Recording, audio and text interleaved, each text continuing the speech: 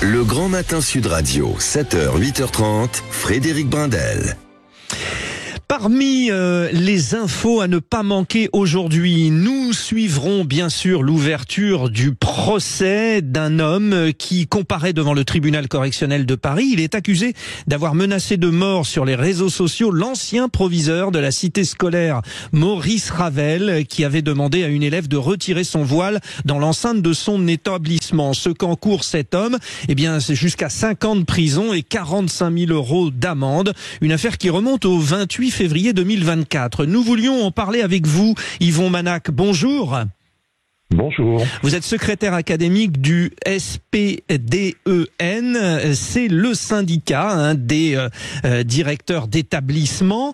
Qu'attendez-vous déjà, cher Yvon Manac, de ce procès aujourd'hui ? Écoutez, j'attends d'abord une grande fermeté, parce qu'il est certain que ça a été extrêmement difficile et extrêmement violent pour notre collègue. Il faut savoir que les chefs d'établissement résident pour la plupart du temps en fait dans les lycées, puisqu'on a une obligation de mobilité et on a souvent une obligation de loger.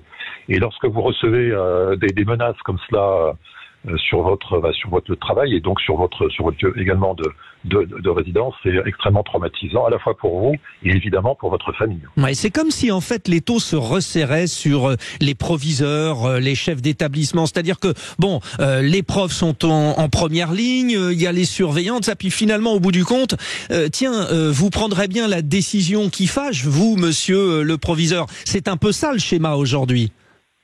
Écoutez, nous, il y a une loi, on applique la loi. Je rappelle, parce que souvent, il y a un gros travail d'explication à faire sur le principe de laïcité, d'ailleurs qu'il faut faire aussi avec les parents.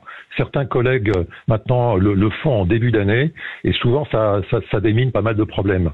Mais le principe de laïcité est quelque chose d'extrêmement précieux, et je rappelle d'ailleurs que, je cite d'ailleurs Jean Zay, qui rappelait donc que les écoles doivent rester l'asile inviolable où les querelles des hommes ne pénètrent pas. Quand on voit le contexte international actuellement, c'est que c'est quelque chose qu'il faut absolument préserver. Dans ce cas dont nous parlons ce matin, je le rappelle, l'ancien proviseur de la cité scolaire Maurice Ravel de Paris, il y a eu des menaces de mort. Est-ce que ce genre de pratique a tendance à se multiplier aujourd'hui pour vos confrères ? Alors là, je peux pas vous répondre précisément parce qu'en fait, là, il y a eu une communication. Parfois, vous savez, les choses sont un peu étouffées. Là, en l'occurrence, ça s'est su. Le syndicat et il y a d'ailleurs eu une très forte mobilisation de nos collègues de l'Académie de Paris qui tout de suite sont intervenus en disant c'est inacceptable. Donc là, on l'a su. Il n'y a pas toujours communication, donc c'est difficile, si vous voulez, de mesurer. Ce qui est certain, c'est que là, on est dans une période qui est complexe. C'est ce que je disais tout à l'heure. Et bien voilà, il faut rester très vigilant. Et vraiment, on attend la plus grande fermeté par rapport à la décision qui sera prise. Alors Yvon Manac, à 7h16 sur Sud Radio, le secrétaire académique du SPDEN. Nous avons parlé de la question de la laïcité, mais il y a d'autres questions qui turlupinent nos adolescents. Par exemple, le harcèlement. En ce moment, c'est très anxiogène dans les collèges surtout, Oui, disons qu'on en parle. En même temps, on avance sur cette question puisque on travaille dans l'ensemble des établissements. Il y a des formations qui sont organisées. Maintenant, on essaie de travailler aussi avec les élèves pour essayer d'avoir aussi des relais et d'avoir l'information le plus tôt possible pour pouvoir en faire l'analyse et ensuite pouvoir traiter si nécessaire. Parce que des fois, on met beaucoup de choses derrière la notion de harcèlement. Je rappelle que la notion de harcèlement, il doit y avoir une répétition. Et donc, donc il faut vraiment d'abord avoir une bonne connaissance du phénomène et ensuite le traiter si nécessaire. Le problème, c'est que cet effet répétition, évidemment, il prend toute son ampleur à cause notamment des réseaux sociaux. Si on pouvait l'interdire aux plus jeunes, ça serait pas mal. Alors, mais ça, c'est mon point de vue. C'est une véritable plaie. Ah oui, je suis complètement d'accord. C'est une véritable plaie au niveau des établissements. Moi, j'ai ma petite, là, ça y est, elle vient de fêter ses 15 ans. Il y a a jamais eu de réseau social. Enfin, à ma connaissance, hein, évidemment. On était tous au même point. Autre question quand même d'actualité sur laquelle je voulais vous faire réagir, Yvon Manax, secrétaire académique du SPD-EN. Ces fameux internats que Gabriel Attal a encore mis en avant hier lors de sa visite à Nice, pour vous, efficace, bonne idée ou pas trop ?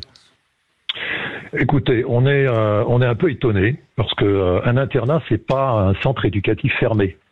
Donc, pour qu'un élève en fait puisse réussir au sein d'un internat, il faut déjà qu'il soit volontaire.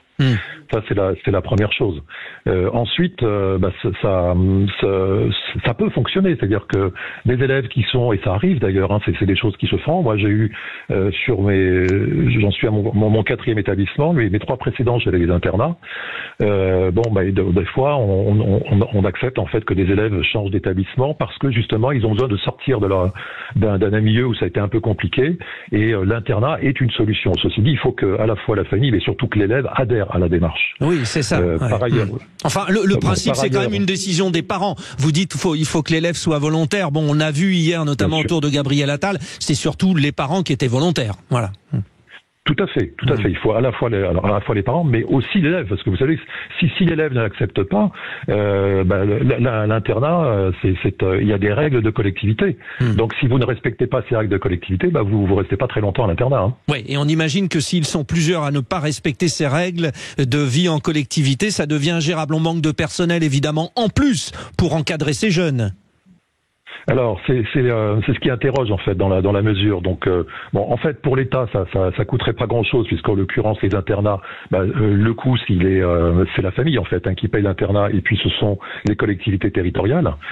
Par contre ça nécessiterait des moyens supplémentaires en assistants d'éducation, et la grande question actuellement c'est que il est prévu une réduction du nombre d'assistants d'éducation pour la rentrée prochaine. Donc ça interroge. Bon, vous nous avez en tout cas planté le décor, ça sera l'un des sujets de débat tout à l'heure avec nos éditorialistes Éric Revel et Amine El-Khatmi. Merci beaucoup. Yvon Manax, secrétaire académique SPD-EN. Il est 7h19, rappel des titres.